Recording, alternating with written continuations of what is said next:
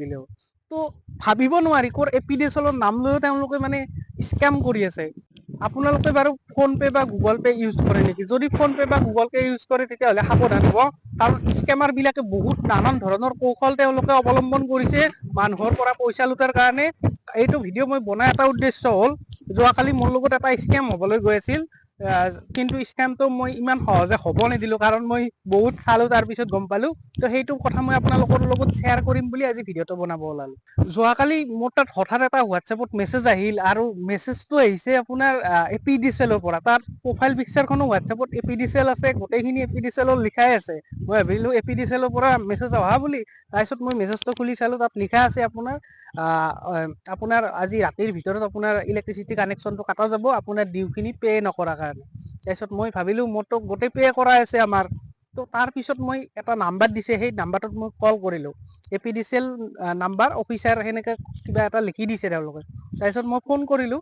Phone কৰাৰ পিছত তেওঁলোকে কৈছে এজন অফিচাৰে ধৰিছে, তেওঁলোকে এপিডিএছএলৰ মানুহ ধৰা বুলি ক'লে ফোনটো। তাৰপিছত তেওঁলোকে ক'লে যে আপুনি এইটো পে'মেণ্ট কৰা নাই, সেইকাৰণে আপোনাৰ লাইনটো কাটা যাব ইলেক্ট্ৰিচিটি। মই ক'লোঁ মোৰতো অলৰেডি মই পে' কৰিছোঁ, মই গুগল পে' থ্ৰু মই এভৰি মান্থ পে' কৰোঁ। তেওঁলোকে ক'লে যে আপুনি পে' কৰিছোঁ যদিও আপোনাৰ আপডেট হোৱা নাই, মই এটা লিংক দিম, আপুনি আপডেট কৰক। তাৰপিছত মোৰতো ডাউট হৈ গ'ল। মই মানুহজনক ক'লোঁ যে ঠিক আছে, মোৰতো ঘৰ আমাৰ এপিডিএছএল অফিচৰ ওচৰত, মই তাত গৈ আপডেট কৰিম। তাৰপিছত মানুহজনে কি ক'লে মোক, ক'লে যে ঠিক আছে আপুনি তাতে যাই আপডেট কৰিব, কিন্তু আপোনাক মই লিংকটো দিছোঁ, লিংকটোত কৰক। তাৰপিছততো মোৰ ডাউট হৈ গ'ল। তাৰপিছত মই এপিডিএছএল অফিচত গ'লোঁ। অফিচত যোৱাৰ পিছত তেওঁলোকে ক'লে আমাৰ এপিডিএছএলৰ পৰা এনেকুৱা কোনো ধৰণৰ হোৱাটছএপত মেছেজ নকৰে, আৰু তেওঁলোকে চেক কৰি চালে এইটো এটা স্কেমাৰ নম্বৰ হয়। আৰু মই স্ক্ৰীণত দি দিছোঁ, আপোনালোকে চাব পাৰে। এইখিনি তেওঁলোকে মানে এনেকৈ মেছেজ কৰিছিলে, আৰু এইটো য'ত লিখাই আছে গোটেই এপিডিএছএলৰ অফিচিয়েল নাম্বাৰ বুলি তেওঁলোকে লিখাই আছে। অলৰেডি একাউণ্টটো ভেৰিফাইও আছে হোৱাটছএপত। তো হয়তো যদি মই লিংকত ক্লিক কৰিলোঁ হয়, সিহঁতে হয়তো বেংক বেলেঞ্চবিলাক খালী কৰি দিলে হয়।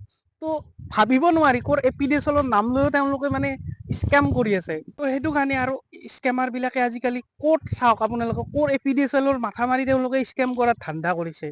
যদি মই লিংকত ক্লিক কৰিলোঁ হয়, বাই চান্স গোটেইখিনি পইচা খতম।